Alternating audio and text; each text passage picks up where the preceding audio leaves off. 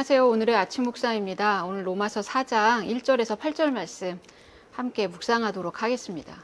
여러분은 플렉스라는 말 들어보셨나요? 원래는 구부리다 라는 뜻이 있는데 힙합 하시는 분들이 자신의 성공이나 부를 과시하는 용도로 사용하는 용어입니다. SNS를 하다 보면 이렇게 자신의 성공이나 자신의 부를 다른 사람과는 전혀 다른 차원의 삶을 드러내고 과시하는 그런 내용들이 많이 보입니다. 완전히 드러내놓고 하는 플렉스 마케팅도 굉장히 많이 보여지는 시대입니다. 이런 플렉스하는 모습들 어제 오늘 이야기는 아닙니다. 1세기 기독교는 유대인 신앙 플렉스가 굉장히 만연되어 있었습니다. 유대적 신앙 플렉스는 이방인 그리스도인들과의 사이에서 갈등을 일으키기도 했습니다. 이런 상황 속에서 바울은 로마에 있는 교회에 보낸 편지를 통해 당시 이방인 교회에 침투해 있던 유대적 신앙 플렉스를 드러내고 예수 그리스도의 복음의 본질을 가르치는 데 집중하고 있습니다.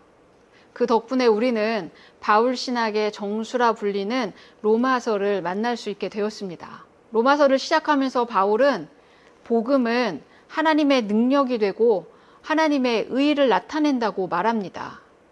이제 예수 안에 있는 하나님의 백성은 그리스도 안에서 하나님과 새로운 관계를 맺게 됩니다. 하나님은 그 사람이 의롭다고 선언하시죠. 우리가 의롭다 함을 받는 것은 믿음 때문입니다. 자, 그렇다면 누가 하나님의 언약 백성일까요? 오늘 본문에서 바울은 세 가지 예시를 통해 이 문제를 접근합니다. 첫 번째는 아브라함에 대한 예시입니다. 아브라함은 유대인들에게 믿음의 조상으로 또 할례를 받은 표징으로 이스라엘에겐 중요한 인물입니다. 또한 아브라함은 첫 번째 이방인 개종자로서도 의미가 있습니다. 갈대아 우르 출신의 아브라함은 하나님의 부르심을 통해 가나안에서 이스라엘의 시작을 알렸습니다.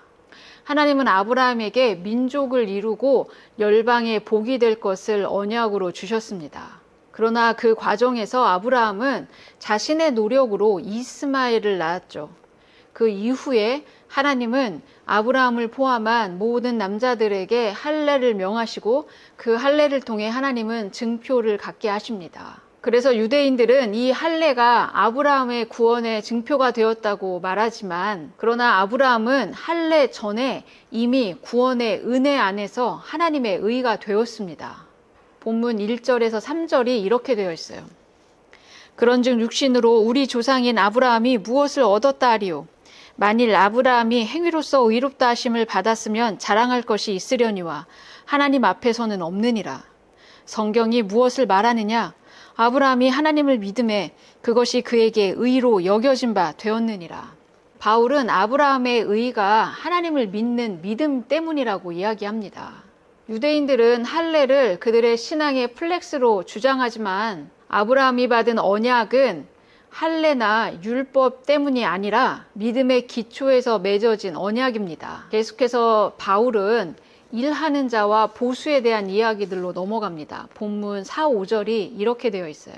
일하는 자에게는 그 삭시 은혜로 여겨지지 아니하고 보수로 여겨지거니와 일을 아니할지라도 경건하지 아니한 자를 의롭다 하시는 이를 믿는 자에게는 그의 믿음을 의로 여기시나니. 유대인들은 언약 백성이라면 당연히 율법 지켜야 돼 이렇게 생각했죠. 율법을 지키고 순종하는 것은 언약 백성의 조건이라고 생각했습니다.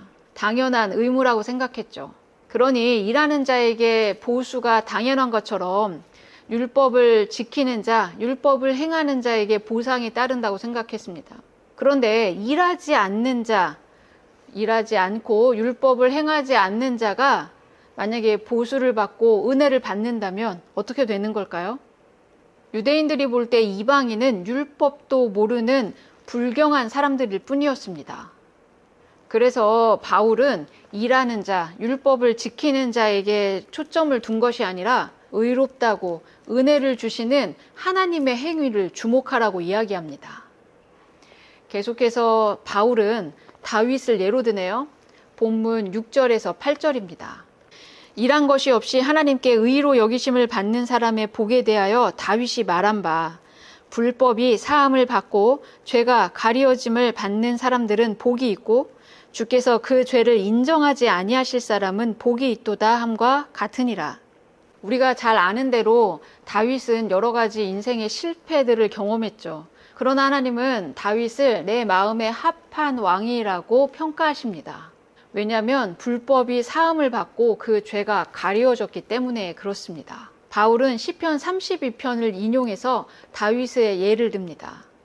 시편 32편은 다윗이 하나님께 자신의 죄를 용서받은 후에 지은 시입니다. 다윗은 밧세바와의 간음 사건 이후에 우리아가 죽자 밧세바를 취하는 형식을 통해서 자신의 죄를 덮으려고 했지만 무용지물이었어요. 그러나 다윗의 죄는 하나님께서 가리셨습니다. 바울은 이런 예시들을 통해 그 누구도 자신의 의로운 행위로 구원받을 수 없다는 것을 이야기합니다. 당시 로마 교회에서는 이방인 그리스도인들에게 유대인들의 유대적 신앙 플렉스를 강요하는 모습이 있었습니다. 안식일을 지켜야 된다, 할례 받아야 된다, 그래야 구원이 가능하다, 이런 가르침들이었죠. 이런 논쟁의 핵심은 신앙의 연수나 어떤 전통, 또 직분을 내세우며 플렉스하려는 교만함이 깔려 있었습니다. 또한 신앙생활을 하면서 자기 의의를 드러내고 플렉스하는 그런 성도들의 갈등, 그런 문제들도 일어날 수 있겠죠. 그렇다면 우리는 신앙인으로서 무엇을 자랑하고 어떤 플렉스를 할 수 있을까요?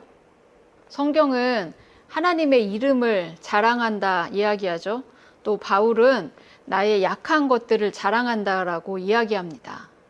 에베소서 2장 8, 9절에서 이 구원은 하나님의 선물이기에 우리는 어떤 것으로도 자랑할 수 없다고 이야기합니다. 오늘 본문을 통해 저와 여러분 모두는 우리가 가진 경험이나 전통, 또 우리가 갖고 있는 우월감, 이런 것들을 플렉스하는 것들이 아니라 하나님이 거저주신 그 구원에 또 그 믿음으로 반응한 그 믿음을 플렉스했으면 좋겠습니다. 목장 모임이 시작되었죠. 매주 모일 때마다 하나님이 오늘 나의 약한 부분들을 또 어떻게 다루셨는지, 그 약함이 하나님께 어떤 영광을 돌리는 요소인지, 또 주신 말씀을 가지고 어떻게 또 이겨냈는지, 이런 믿음의 플렉스가 넘쳤으면 좋겠습니다. 세상 자랑 플렉스 말고 페이스, 믿음으로 자랑하는 저와 여러분 되기를 부탁드립니다. 잠시 기도하도록 하겠습니다.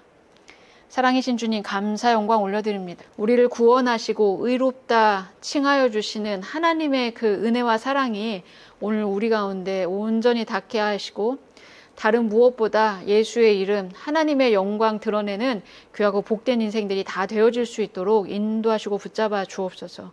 세상 것들에 취해 세상 것들을 자랑하는 데 혈안이 되어 있는 아버지, 그런 공허한 인생이 아니라 주님 주신 은혜의 말씀 우리 마음 깊이 뿌리내려 하나님과 동행하는 삶 자랑하고, 또 하나님의 영광 자랑해내고 그 이름을 자랑하는 귀하고 복된 인생들이 다 될 수 있도록, 믿음의 인생이 될 수 있도록 인도하시고 붙잡아 주옵소서. 주님께 모든 것을 의탁드리며 예수님의 이름으로 기도드렸습니다.